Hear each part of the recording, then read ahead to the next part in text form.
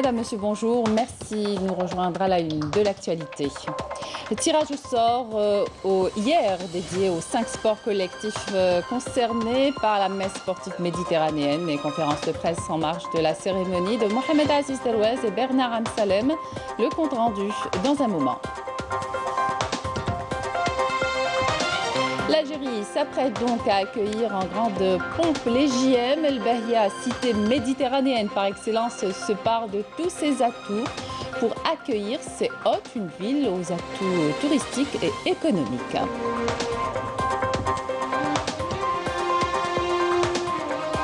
Au Maroc, face à la pauvreté, aux inégalités et à la corruption, les manifestations se poursuivent dans plusieurs villes. Les Marocains dénoncent une précarité persistante, un mal endémique que le régime du Merzen maintient, laissant son peuple vivre une crise sociale sans précédent. Agriculture, on ira à Taref, plus précisément dans la daïra de Besbès, où la production de la pêche bat son plein. Bienvenue à tous. Le Premier ministre Ayman Ben Abdelrahman a reçu aujourd'hui au siège du gouvernement la ministre de l'Industrie et des Mines et de l'Énergie de la République de Tunisie, Naila Nouira El-Qandi, qui effectue une visite de travail en Algérie. L'entretien a permis de mettre en avant les profondes relations fraternelles et la solidarité et la coopération existant entre les deux pays. Les deux parties ont passé en revue les perspectives de coopération dans plusieurs domaines, notamment l'énergie, et concrétiser les directives des deux présidents, Abdelmadjid Tebboune et son frère, le président tunisien Kais Saïed, qui vise la concrétisation d'une stratégie commune de développement. L'entretien s'est tenu en présence du ministre de l'Énergie et des Mines. Le comité d'organisation de la 19e édition des Jeux méditerranéens a organisé hier soir à Oran une cérémonie du tirage au sort dédiée aux 5 sports collectifs concernés par la messe sportive méditerranéenne prévue dans la wilaya. Cet été, le tirage au sort concerne 5 disciplines sportives collectives. Dans le basket ball homme 3x3, l'Algérie se retrouve dans le groupe A avec le Portugal et la Serbie. Pour ce qui est du basketball dame 3x3, c'est le groupe A avec l'Italie, Turquie. Dans le volleyball homme, l'Algérie se retrouve dans le groupe B avec la Grèce, la Turquie et la France. Pour ce qui est du volleyball dame, l'Algérie, Tunisie et France. Pour le football homme, c'est le groupe A avec l'Espagne, la France et le Maroc. Handball homme, l'Algérie est dans le groupe B avec l'Espagne, la Turquie, la Macédoine du Nord et la Grèce. Enfin, le handball dame, l'Algérie se retrouve dans le groupe A avec l'Espagne, la Tunisie et la Croatie.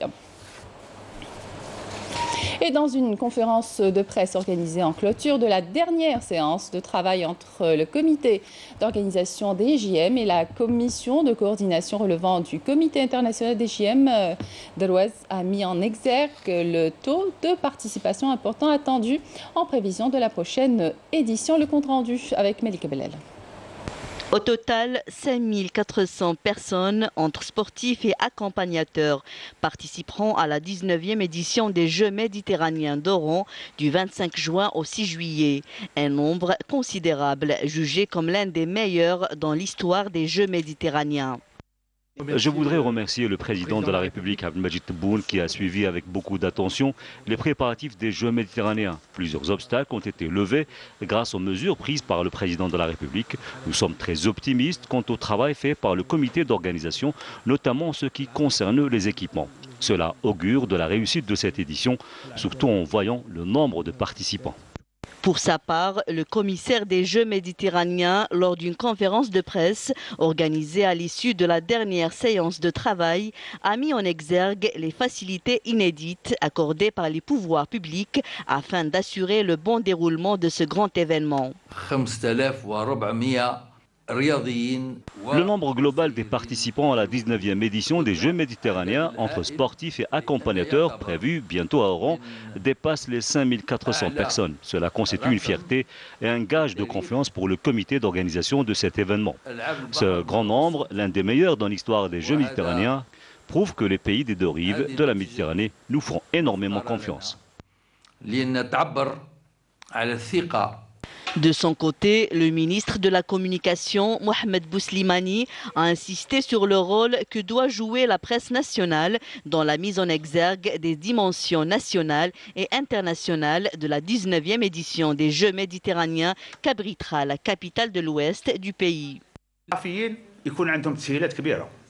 De nombreuses facilitations seront accordées par nos services au profit des médias nationaux et étrangers concernés par la couverture des Jeux. Les services concernés mettront à la disposition des professionnels des médias tous les moyens pour accomplir dans les meilleures conditions leur mission au niveau du centre de presse des Jeux méditerranéens, aménagé et doté de tous les moyens de travail. Le rôle de la presse nationale, aussi bien publique que privée, est très important pour mettre en exergue les dimensions nationales et internationales de la prochaine édition des Jeux méditerranéens. Présent à cette conférence de presse, le Wali d'Oran a mis en valeur les investissements colossaux effectués par l'État algérien dans la réalisation des infrastructures sportives qui sont désormais en mesure d'accueillir cet événement. J'appelle les Oranais à se mobiliser pour assurer la réussite des Jeux méditerranéens que je souhaite historiques, d'autant plus qu'ils coïncideront avec la célébration du 60e anniversaire du recouvrement de l'indépendance nationale et de la fête de la jeunesse. Je lance un appel particulier aux habitants d'Oran à s'engager pleinement dans la réussite de ce rendez-vous sportif en réservant un accueil particulier aux invités de l'Algérie et en participant à la promotion des réalisations nationales dans tous les domaines. La diffusion par l'Eurovision et la chaîne de télévision du Comité olympique international des épreuves de la 19e édition dans 16 pays constitue aussi une première dans l'histoire des Jeux méditerranéens. Ouverture aujourd'hui à Oran du séminaire international sur le rôle des agences de presse régionales dans la promotion du sport dans la région méditerranéenne. Lors de la visite qu'il a effectuée hier au siège de la direction générale de l'APS dans la commune de Bir el-Jir, le ministre de la Communication, Mohamed Bouslimani, a salué le travail professionnel de l'agence Algérie Presse Service en matière de couverture de diverses manifestations à l'instar des Jeux méditerranéens. Oran se prépare comme il se doit pour accueillir les Jeux méditerranéens à partir du 25 juin pour offrir ce qu'il y a de meilleur pour cet important événement sportif tant attendu. Rina Lerari.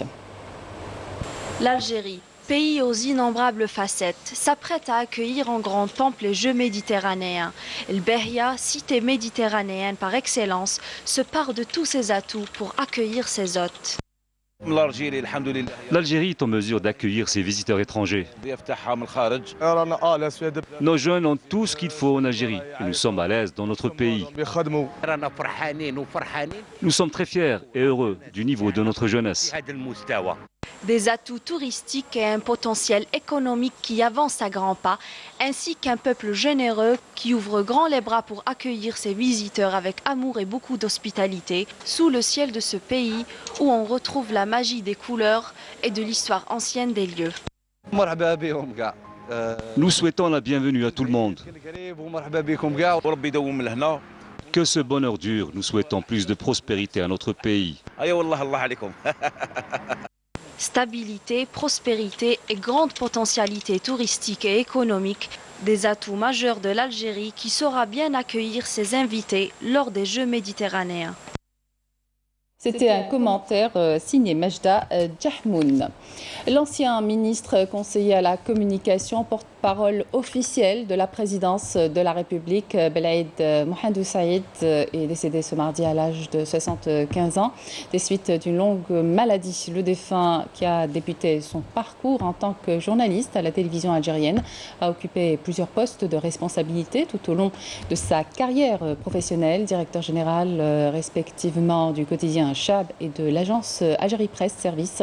Le défunt s'est vu également confier le poste de directeur du Centre algérien de la formation et de la communication, de la culture à Beyrouth avant d'être désigné ambassadeur d'Algérie à Bahreïn. Il a occupé aussi les postes de porte-parole officiel du ministère des Affaires étrangères et de représentant de l'Algérie auprès de l'organisation de la conférence islamique, puis ministre de la communication. Fin décembre 2019, le défunt a été désigné ministre conseiller à la communication délégation porte-parole officielle de la présidence de la République. Par ailleurs, le défunt a présidé pendant plusieurs années le Parti de la Liberté et de la Justice et s'est porté candidat pour les élections présidentielles en 2009. S'exprimant lors des travaux du premier forum arabe pour l'égalité des sexes organisé par la Commission économique et sociale des Nations Unies pour l'Asie occidentale à Amman, en Jordanie, la ministre de la Solidarité nationale, de la famille et de la condition de la femme, Kawthar Krikou, a mis en avant l'expérience algérienne sur l'octroi de l'allocation chômage aux jeunes jusqu'à leur insertion en milieu professionnel, en la qualifiant d'unique du genre au niveau arabe et africain. Krikou a salué la décision souveraine et judicieuse prise par le président de la République, Abdelmajid Tebboune, qui dénote l'intérêt accordé par l'État aux jeunes au volet social et à la consécration du principe d'égalité des genres. Poursuite de la 19e édition du Salon professionnel de la production agroalimentaire Jazzagro à la SAFEX. Cette édition accueille 500 exposants avec une participation marquée de la Turquie et l'Italie. Le salon permet un échange d'expériences entre les participants dans le but de développer le domaine des industries agroalimentaires en Algérie et guider les opérateurs sur les possibilités et les moyens d'installer les usines pour les industries agroalimentaires en Algérie et les différentes techniques qui leur sont associées. Direction l'est du pays et plus précisément dans la daïra de Bisbes, dans la wilaya de Taref, la pêche, ce fruit juteux et sucré est en plein essor dans cette région du pays et ce grâce aux efforts consentis par l'État dans le forage depuis l'irrigation et le soutien accordé aux agriculteurs. Zakaria Touhami, le commentaire est signé Camélia Blel. Des vergers à perte de vue, nous sommes à Bisbes, à une soixantaine de kilomètres du chef-lieu de la wilaya d'Ataref. Ici, le pêcher est l'arbre roi, un arbre qui fait la fierté de toute une région. Les agriculteurs sont à pied d'œuvre pour la récolte. Je travaille depuis quelque temps dans ces champs et Dieu merci, on arrive à subvenir aux besoins de nos familles. Cette saison, la production de la pêche est bonne. Aujourd'hui, nous avons commencé à commercialiser ce fruit dans la wilaya de Skikda et il faut savoir que les prix sont raisonnables. Nous avons ici plusieurs variétés de pêche. Vous savez, ici, les jeunes arrivent à trouver facilement du travail dans les exploitations agricoles, notamment pendant la récolte, où nous recrutons des saisonniers. Le secteur de l'agriculture est en plein essor à Al-Taraf grâce aux efforts consentis par l'État pour le forage des puits, l'utilisation des nouvelles techniques dans l'irrigation agricole et aux mesures de soutien accordées aux agriculteurs. Cette filière connaît une dynamique considérable dans la wilaya d'Al-Taraf. Le soutien des agriculteurs par les pouvoirs publics a permis d'attirer plus de jeunes dans cette filière. Cela s'est traduit par une augmentation significative des surfaces cultivables. La stratégie adoptée par la tutelle est claire, créer une nouvelle dynamique dans les différentes filières agricoles, notamment à Taraf, en transformant cette wilaya en un véritable pôle agricole. On reste dans le domaine agricole et direction Tlemcen. La commune de Bni Smiel a lancé la récolte des cerises rouges progressivement. Selon ces variétés, on s'attend à une production abondante pour cette année. Abdeljabbar Ben Yahya, Rina, leur Ari. Cette vaste étendue verte est située à Bni Smiel, dans les hauteurs de Ouled Mimoun, au sud de la wilaya de Tlemcen. Il s'agit de vergers de cerisiers, cultivés de génération en génération et n'attendant que d'être récoltés. La cerise est un fruit printanier qui mûrit vers la fin de saison. Ces cultivateurs ont commencé sa cueillette. Nous avons commencé la récolte du gouar cette semaine et d'ici une quinzaine de jours, ça sera au tour du bigarro noir et du bigarro blanc. La cueillette a déjà débuté, la moitié est déjà prête. Il nous reste deux types de variétés, les jours à venir. Les agriculteurs ayant investi dans les cerisiers attendent avec impatience un rendement abondant qui sera commercialisé dans plusieurs wilayas du pays. La wilaya de Tlemcen est réputée pour ses cerises. Nous avons des clients qui viennent en masse des 4 coins du pays pour en acheter. Pour cette année, nous attendons une production d'environ 35 à 40 quintaux à l'hectare. Augmenter la production de ces cerises succulentes, variées et d'excellente qualité permettra d'atteindre l'autosuffisance locale, satisfaire la demande des consommateurs et par la suite passer à l'exportation. Les prix du pétrole accentuaient leur hausse ce matin jusqu'à des niveaux plus vus depuis les sommets atteints début mars, galvanisés par l'annonce de l'Union européenne, parvenant finalement à un embargo sur l'essentiel du pétrole russe. Après des semaines de négociations, le baril de Brent de la mer du Nord pour livraison en juillet, dont c'est le dernier jour de cotation, prenait 1,59% à 123,60 $ après un pic à 124,10 $. Les Marocains vivent dans la précarité la plus totale. Pauvreté, manque d'eau, inégalité sociale, corruption sont autant de mots qui caractérisent la société marocaine, lui faisant traverser une crise sociale sans précédent. La grogne populaire persiste et les manifestations se poursuivent à travers tout le pays. Yamina Saïdi. Ce sont des images que le régime du Merzen tente de dissimuler au grand public, car la réalité est bien différente que ce qu'il n'y paraît. Dans un pays touché par la sécheresse et la famine, ici, les Marocains sont obligés de passer des nuits entières sur les trottoirs, formant ainsi de longues files d'attente pour s'approvisionner en produits de première nécessité. مع المغرب بلا عشاء بلا والو كنستناو باش نديو الخرجه ديال الدقيق باش دوز لنا 15 يوم في الشهر باش نكملوا 15 يوم في الخبز عند مول الحانوت. هاد الخرجه ديال الدقيق كتخلصوا عليها باش تشدوها ما كتشدوهاش فابور. خلصوها 100 درهم ديالها. Une crise alimentaire causée par la cupidité et l'insouciance d'une classe dirigeante marocaine sans scrupules, une paupérisation flagrante de la classe ouvrière de plus en plus indigne, au moment où le régime du Merzen continue d'amasser des fortunes sur le dos des plus vulnérables, victimes de surexploitation.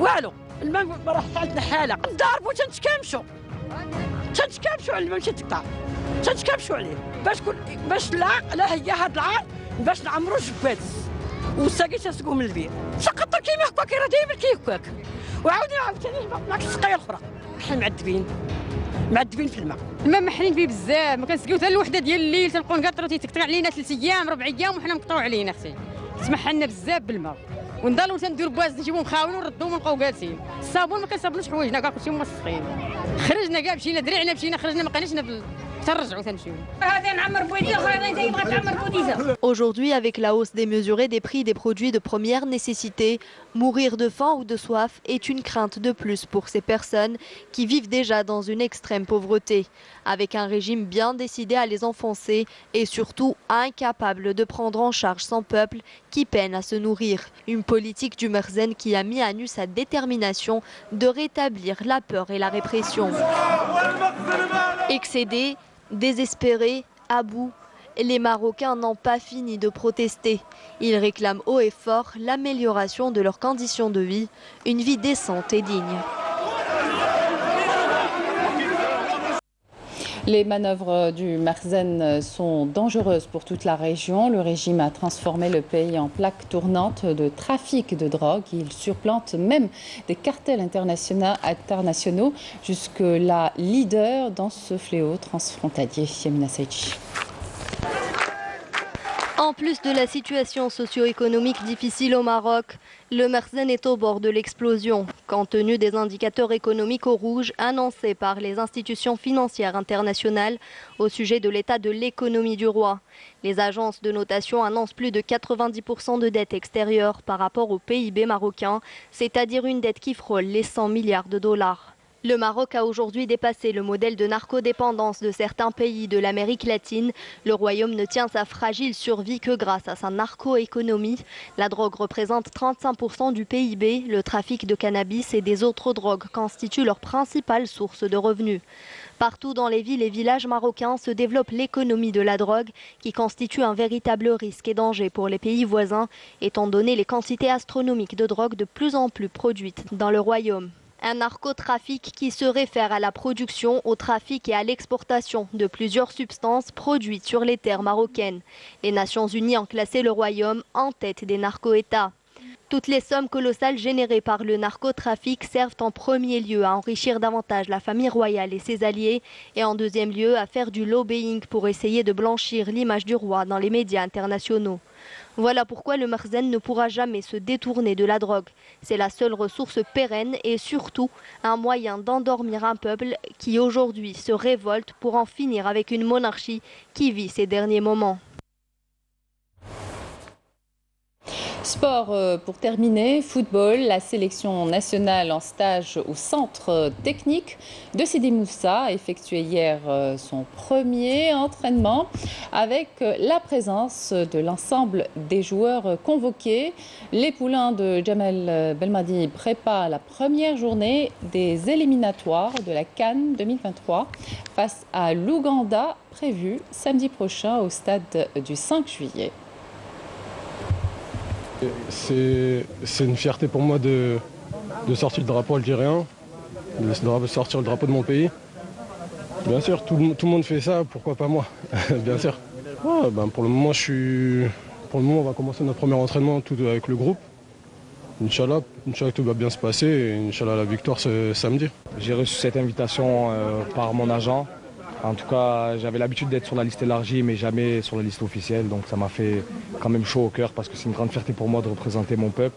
Et voilà, aujourd'hui j'y suis, donc c'est à moi de tout donner pour aller le plus loin possible. Et c'est la fin de cette édition. Merci de votre attention. Excellente suite de programme sur Canal.